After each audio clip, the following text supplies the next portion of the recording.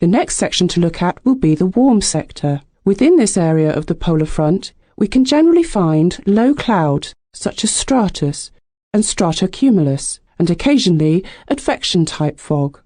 The reason for the cloud is because the warm air has come from the tropics. Therefore, it has had to pass over cooler land and waters.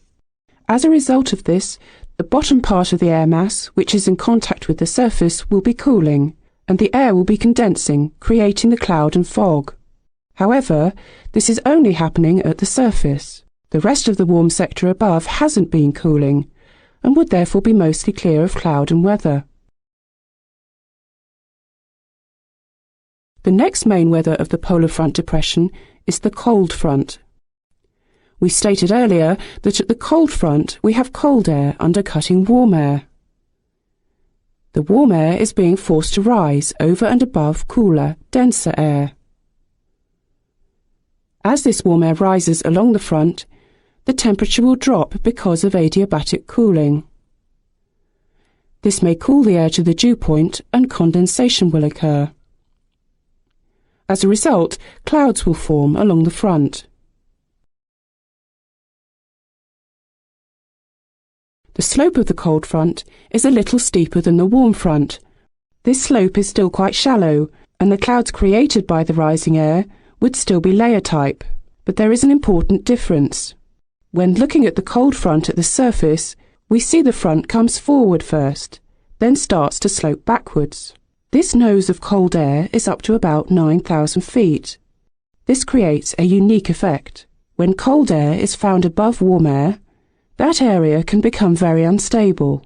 This means that the air has a potential for strong vertical movement. Convection will take place if the warm air rises into the cold air. This warmer air will now be much lighter than the air surrounding it and will rise just like a balloon. Therefore, we could find vertical or convective cloud concealed within the layered cloud. It is quite common to find large cumulus, cumulonimbus, or even thunderstorms embedded within the cold front. These are potentially dangerous clouds to aircraft operations, and the weather on the cold front will now be discussed. The precipitation on the cold front will be varied because of the mixture of cumulus and stratiform cloud. So not only could we get intermittent and continuous precipitation, but most probably some heavy showers and even hail from the convective cells.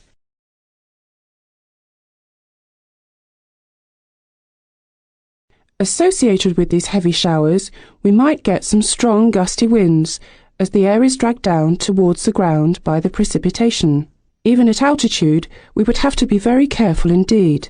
The turbulence could be quite severe, especially within the convective cells along the front.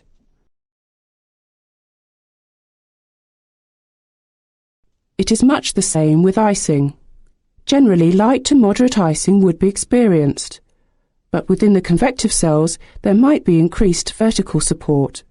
This would enable greater quantities of large supercooled water droplets to be suspended. This could lead to severe icing within the convective cloud. Let's now look at what visibility we might expect.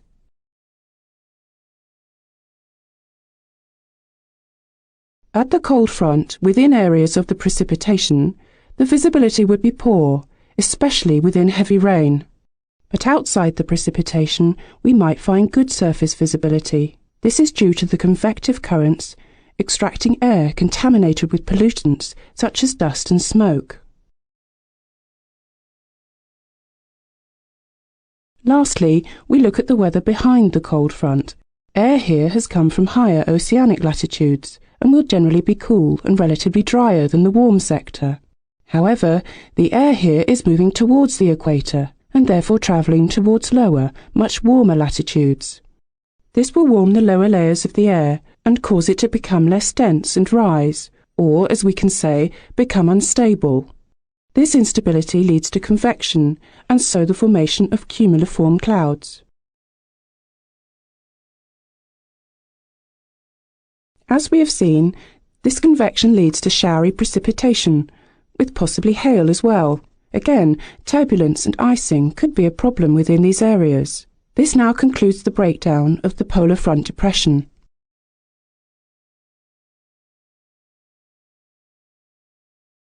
We can see that looking at the main weather within polar front depressions, there is a lot of information to absorb and understand. The weather is complex and variable, but by breaking down the weather and the aviation hazards into the warm and cold fronts, hopefully you will have a better understanding as to what is going on. We will cover these depressions again in a separate lesson, and all these points will be recapped later.